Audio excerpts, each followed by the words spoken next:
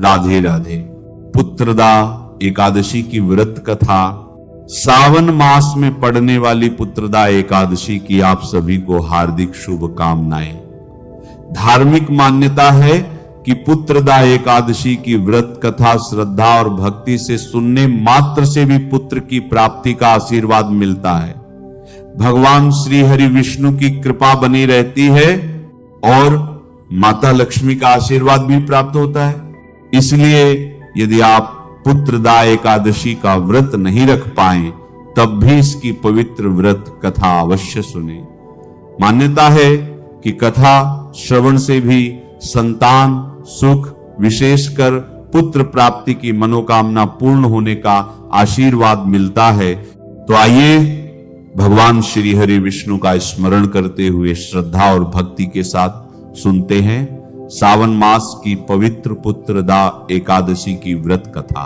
द्वापर युग में एक बार महाराज युधिष्ठिर ने भगवान श्री कृष्ण से पूछा, हे केशव, हे मधुसूदन, कृपा करके मुझे ये बताइए कि श्रावण मास के शुक्ल पक्ष में जो एकादशी आती है उसका क्या नाम है, उस एकादशी का क्या महात्म्य है, उसका व्रत किस प्रकार किया जाता है, उस दिन किस देवता की पूजा करनी चाहिए, और हे प्रभु, क्या ऐसा कोई उपाय है जिससे संतान सुख की इच्छा रखने वाले मनुष्यों को भगवान की कृपा प्राप्त हो सके।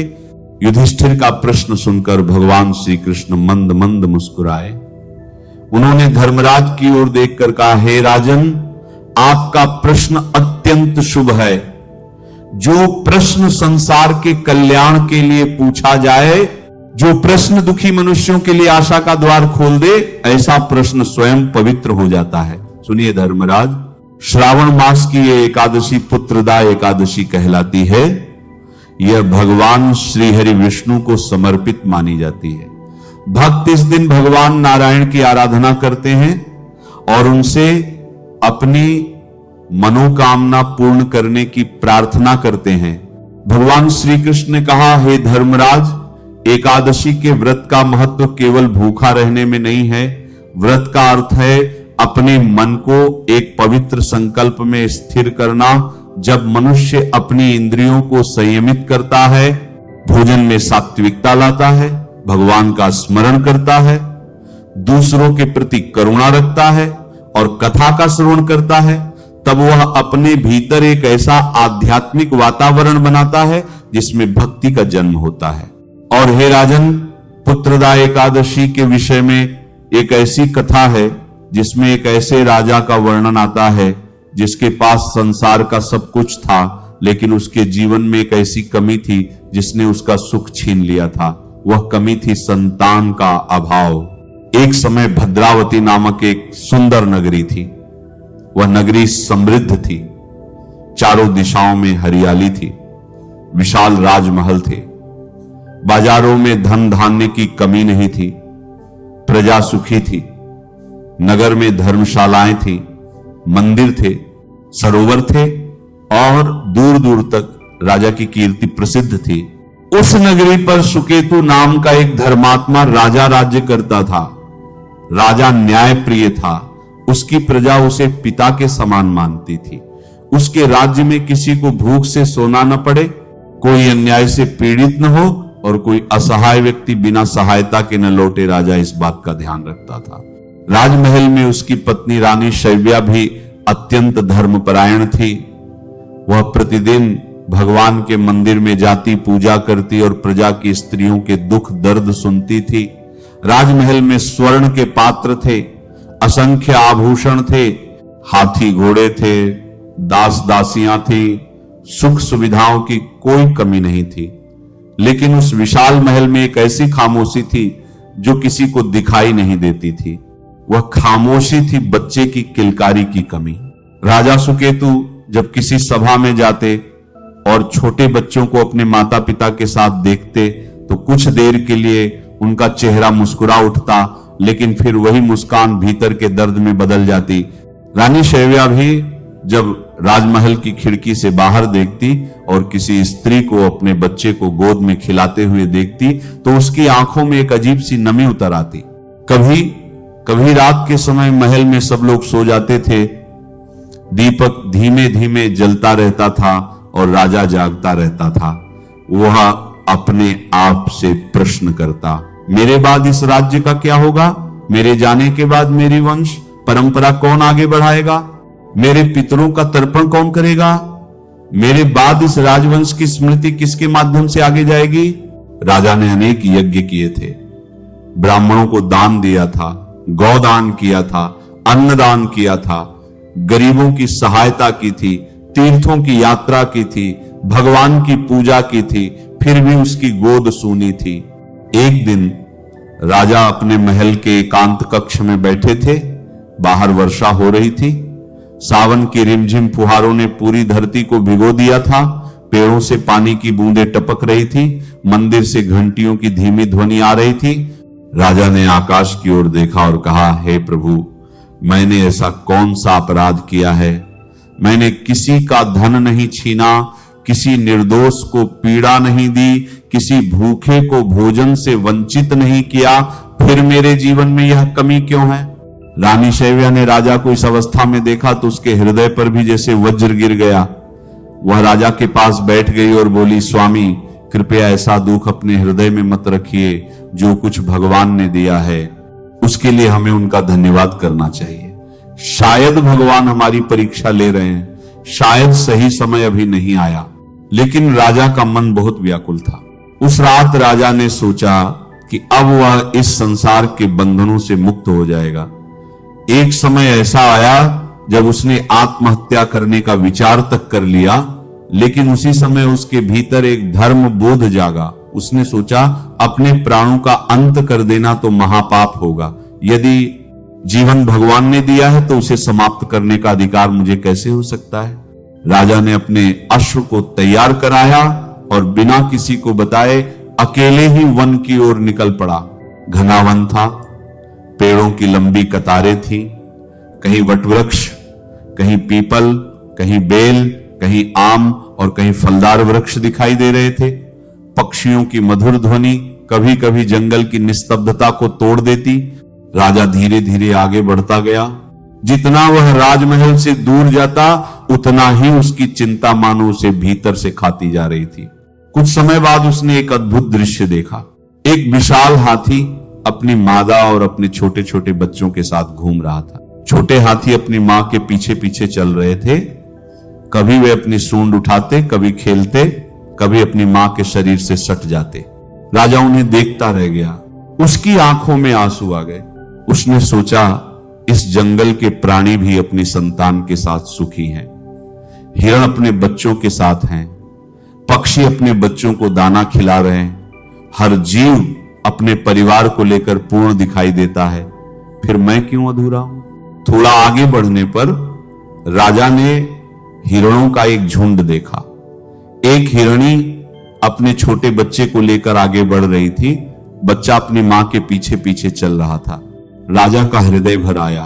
उसने आसमान की ओर देखकर कहा, हे भगवान, मुझसे अधिक दुर्भाग्यशाली कौन होगा? उसका मन बीते हुए वर्षों को याद करने लगा। राजा को अपने किए हुए यज्ञ याद आए, उसे ब्राह्मणों को दिए दान याद आए, उसे मंदिरों में की गई पूजा याद आई, उसे प्रजा के लिए किए गए कार्य याद आए। फिर उसने स्वयं से पूछा, इतने कर्मों के बाद भी मेरी गोद क्यों सूनी है? यही सोचते सोचते आधा दिन बीत गया। भूख और प्यास से राजा का शरीर कमजोर होने लगा। उसके होंठ सूख गए थे। अब उसे पानी की तलाश थी। वो अपने घोड़े को लेकर आगे बढ़ा। कुछ दूर जाने के बाद उसे एक मनोहर सरोवर दिखाई दिया।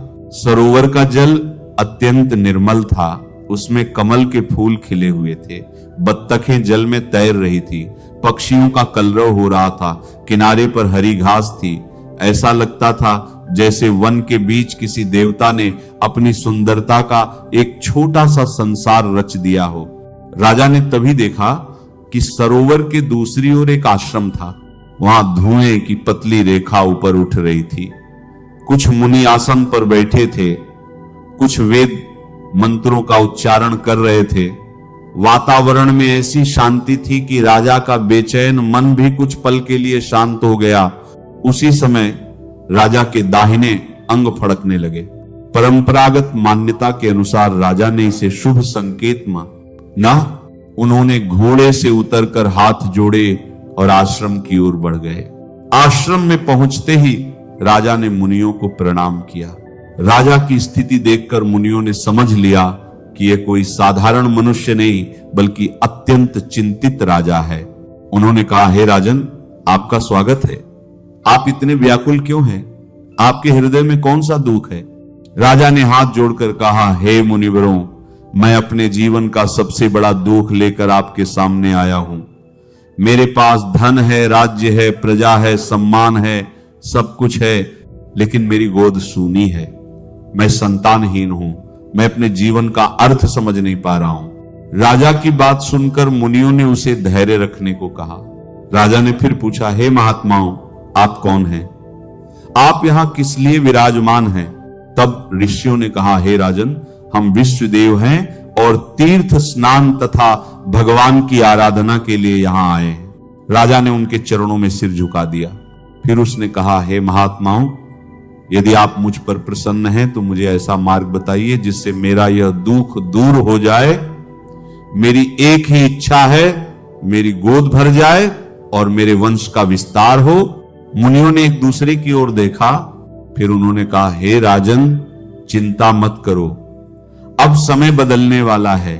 राजा ने आश्चर्य से पूछा, ऐसा क्यों कह रहे हैं महाराज?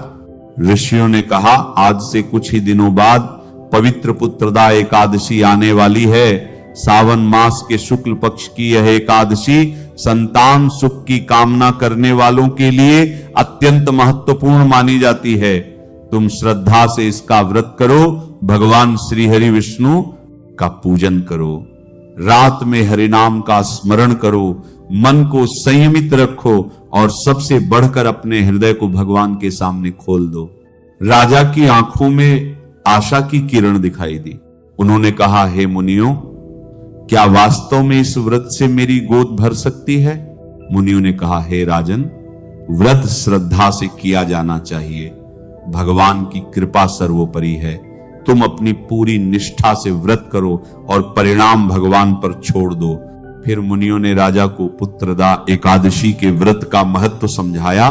उन्होंने कहा, व्रत केवल शरीर को कष्ट देने का नाम नहीं है। जो मनुष्य दिन भर भूखा रहकर रात में क्रोध करता है, झूठ बोलता है, दूसरों को दुख देता है, उसके लिए व्रत का वास्तविक भाव अधूरा रह जाता है। एकादशी का व्रत मन, वचन और कर्म की शुद्धि का संकल्प है। राजा ने श्रद्धा से मुनियों की बात स्वीकार की।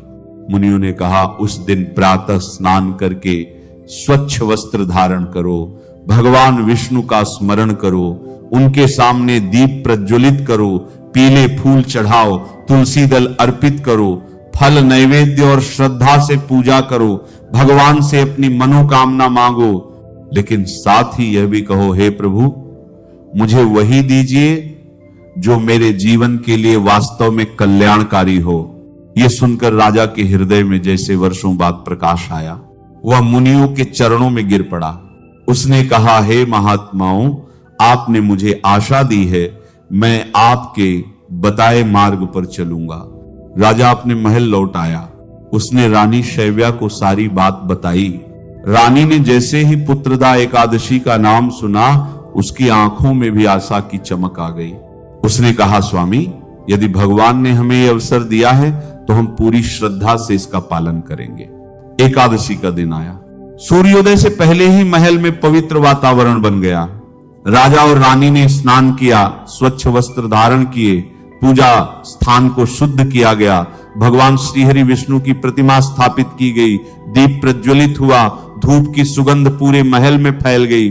रानी ने दोनों हाथ जोड़कर भगवान विष्णु से प्रार्थना की, हे नारायण, हमारे जीवन में जो कमी है उसे आप ही पूरा कर सकते हैं। हम आपके चरणों में आए हैं, हमारी भक्ति स्वीकार कीजिए। राजा ने भी कहा, हे प्रभु, यदि हमारी गोद भरना हमारे भाग्य में है तो कृपा करके हमें संतान सुख प्रदान कीजिए। यदि हमारे कर्मों में कोई दोष है तो उसे दूर कीजिए, हमें धर्म के मार्ग पर चलने की शक्ति दीजिए। उस दिन राजा और रानी ने पूरे मन से व्रत किया, दिन भर भगवान का स्मरण करते रहे। एकादशी की रात्रि को उन्होंने भगवान विष्णु का नाम जपा। पुराणों में एकादशी के व्रत के साथ रात्रि जागरण, भगवान का स्मरण और भजन कीर्तन जैसी साधनाओं की भी परंपरा मिलती है। रात गहरी होती गई, राजमहल के दीपक एक एक करके मंद पड़ते गए, लेकिन राजा और रानी का मन भगवान के नाम में लगा रहा। रानी ने भगवान के चरणों में तुलसी दल अर्पित किया और कहा, हे जगन्नाथ, मैंने बहुत रोया है, बहुत प्रतीक्षा की है। आज पहली बार मुझे लगता है कि मेरी प्रार्थना आपके द्वार तक पहुंच रही है। कथा का यह प्रसंग हमें एक बहुत बड़ी बात सिखाता है। कभी कभी मनुष्य भगवान से कुछ मांगते मांगते थक जाता है, उसे लगता है कि उसकी प्रार्थना सुनी नहीं जा रही। लेकिन भक्ति की परंपरा कहती है कि मनुष्य का काम प्रार्थना करना है और भगवान का काम उचित समय पर उत्तर देना है। यही कारण है कि पुत्रदा एकादशी की कथा केवल संतान पाने की कथा नहीं है, यह प्रतीक्षा की कथा है, यह विश्वास की कथा है, यह उस क्षण की कथा है जब टूट चुका मन फिर से भगवान पर भरोसा करना सीखता है। अगली सुबह द्वादशी तिथि आई। राजा ने विधि पूर्वक भगवान की पूजा की और योग्य समय पर पारण किया। इसके बाद उसने भगवान का आभार व्यक्त किया। रानी भी भगवान के सामने खड़ी होकर रोते हुए बोली, हे प्रभु, अब मेरी इच्छा आपके हाथ में है। कुछ समय बीता। एक दिन राजमहल में शुभ समाचार पहुंचा। रानी शैव्या ने गर्भ धारण किया था। राजा के लिए यह समाचार ऐसा था जैसे सूखे हुए वृक्ष पर अचानक हरियाली आ जाए। पूरा राजमहल आनंद से भर गया। प्रजा ने दीप जलाए, मंदिरों में घंटियां बजी, ब्राह्मणों को दान दिया गया, अन्नदान किया गया, गरीबों को वस्त्र दिए गए। हर ओर भगवान श्री हरि की जय जयकार होने लगी। राजा सुकेतु भगवान के सामने खड़े होकर रोने लगा, लेकिन ये आंसू दुख के नहीं थे, ये कृतज्ञता के आंसू थे। उसने कहा, हे नारायण, आपने मेरी सुन ली। समय बीतता गया, 9 महीने पूरे हुए और फिर वह शुभ दिन आया जब रानी ने एक तेजस्वी पुत्र को जन्म दिया। पूरा राजमहल उल्लास में डूब गया। कहा गया कि वह बालक अत्यंत सुंदर, तेजस्वी और गुणवान था। उसकी आंखों में विलक्षण चमक थी। राजा ने अपने पुत्र को गोद में उठाया तो वर्षों की पीड़ा जैसे उसी क्षण समाप्त हो गई। उसने अपने पुत्र को हृदय से लगा लिया। उसकी आंखों से आंसू बह निकले। उसने कहा, आज मुझे संसार की सबसे बड़ी संपत्ति प्राप्त हो गई। रानी शैव्या ने भी अपने पुत्र को गोद में लिया। वर्षों से जो सपना उसने देखा था वह आज साकार हो गया था। राजा ने उस दिन भगवान विष्णु को प्रणाम किया और कहा, हे प्रभु, आपने मुझे केवल पुत्र नहीं दिया, आपने मेरे जीवन को आशा दी है। वह बालक बड़ा होकर अत्यंत धर्मात्मा और यशस्वी हुआ। उसने प्रजा का पालन किया, अपने पिता की कीर्ति बढ़ाई, न्याय किया और अपने वंश को आगे बढ़ाया। और इस प्रकार राजा सुकेतु के जीवन में पुत्रदा एकादशी एक नया अध्याय लेकर आई।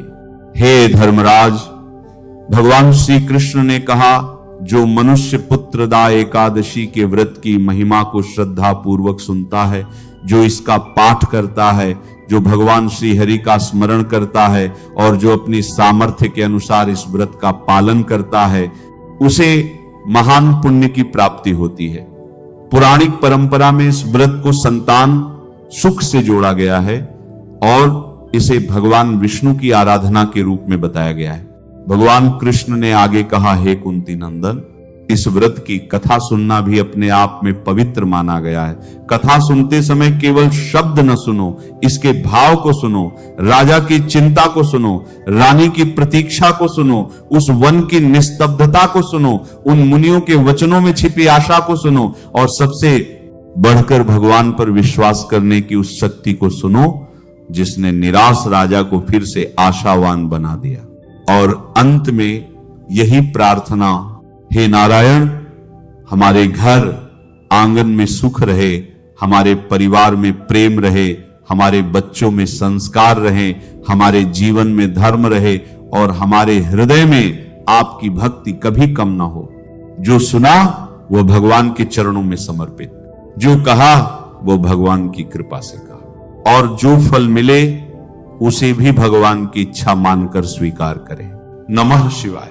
श्री महालक्ष्मी नमः। नमो भगवते वासुदेवाय। जय मां सरस्वती। जय श्री कृष्ण। राधे राधे।